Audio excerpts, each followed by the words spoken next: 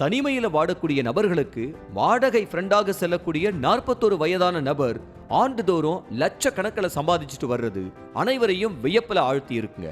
அப்படியா? இப்படியெல்லாம் இருக்கா? என்னது வாடகை ஃப்ரெண்டா அப்படின்னு தானே ஆச்சரியப்படுறீங்க? ஆமாங்க, ஜப்பான்ல இந்த சம்பவம் நடந்திருக்கு. அதை பத்தி விரிவா சொல்றேன், கேளுங்க. என்னதான் டெக்னாலஜி வளர்ச்சி அதிக சம்பளம் அப்படின்னு பேசினா கூட இப்பெல்லாம் பெரும்பாலானோர் தனிமையில இருக்கிறதாவே உணர்றாங்க. அது உண்மைதானே? ஆமா, நிறைய நேர வேலை, நைட் டியூட்டி, இஎம்ஐ இருக்கு, குடும்ப பிரச்சனை, அப்படி இப்படின்னு நிறைய பிரச்சனைகளால பாதிக்கப்பட்டிருக்கவங்க பல பேரும் இப்பெல்லாம் தனிமை பிரச்சனையை அனுபவித்து வர்றது அதிகரிச்சிருக்கு.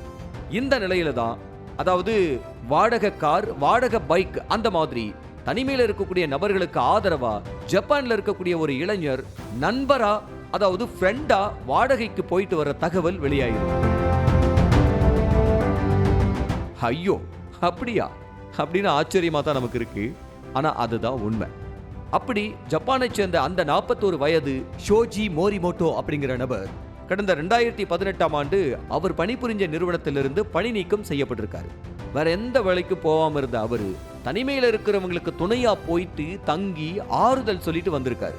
நாளடைவுல இதையே ஏன் தொழிலா மாத்தக்கூடாதுன்னு நினைச்ச ஷோஜி இத ஒரு வருமானம் தரக்கூடிய ஒன்னா மாத்தி இருக்காரு. ஆமா, ஆண்டுக்கு 80,000 அமெரிக்க டாலர்கள், அதாவது இந்திய மதிப்புப்படி பார்த்தோம்னா சுமாரா 69 லட்சம் ரூபாய் வரைக்கும் சம்பாதிச்சுட்டு வந்திருக்காரு. ஐயோ, இவ்வளவு சம்பாதிக்க முடியுமா? ஆமாங்க, தனிமையில் இருக்கக்கூடியவங்களுக்கு உரையாடக்கூடிய நபராகவும் ஃப்ரெண்ட்ஷிப் எதிர்பார்க்கிறவங்களுக்கு ஒரு வாடகை ஃப்ரெண்டாகவும் செல்லக்கூடிய பணியில ஈடுபட்டு இந்த அளவுக்கு வருமானத்தை அவர் சம்பாதிச்சுட்டு வந்திருக்காரு. அதாவது எப்படின்னா, ஒருத்தர் வீட்டை கிளீன் பண்றாங்க அப்படின்னா அவங்களுக்கு ஒரு பேச்சு துணையா போறது, வீடியோ கால்ல அவங்களோட பேசுறது, இந்த மாதிரியான சேவைகளை எல்லாம் அவர் செஞ்சுட்டு வந்திருக்காரு.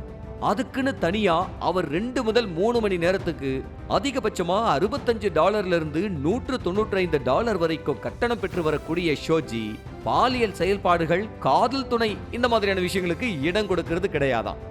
அதுவும் கரெக்ட் தான். அதுல நிறைய வம்பு வரக்கூடிய வாய்ப்பு இருக்கும்ல. ரொம்ப உஷாரான ஆளா இருக்கார் போல.